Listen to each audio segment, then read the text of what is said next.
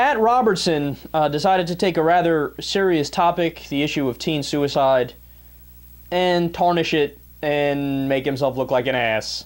Let's listen. Why do kids kill themselves? Teenagers, it's perhaps the most prevalent cause of death among teenagers is suicide. And I think many of these automobile accidents are actually death by cars. But few people want to talk about it. Ladies and gentlemen, our children are at risk. They're bulimic, there's anorexia, there's all kinds of demonic games they played. It used to be Dungeons and Dragons, they got some new ones now. But the pressure on them is just incredible.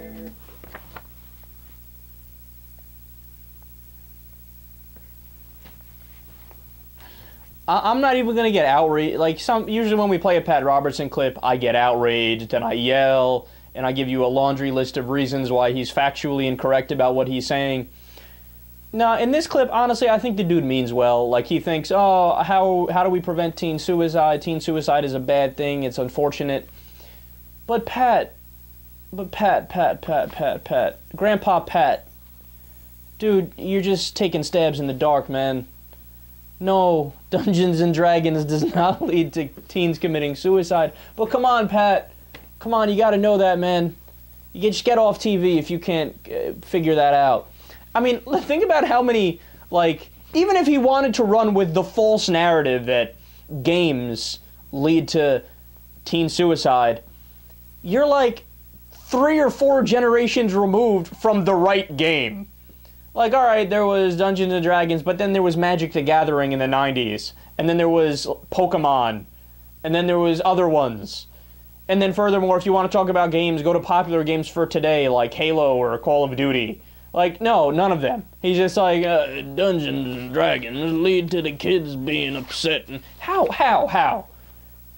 Can you imagine that scenario happening in reality? I've never played Dungeons and Dragons, and I don't know how it works.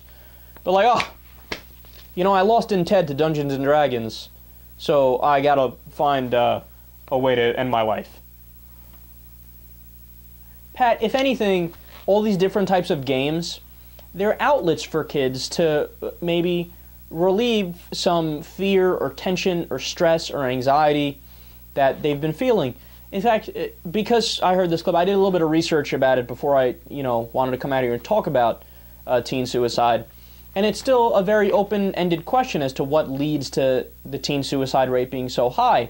And the main point seems to be that no matter what the cause is, whether it be all these different changes happening in kids' lives or divorce in some instances, or just high levels of stress, whatever the case may be, depression ends up leading to the suicide. So, I mean, the logical deduction from that is however you can limit the amount of depression and stress will help. You know what these games do? They help kids have an outlet to relieve the stress and depression. So if anything, the opposite is true.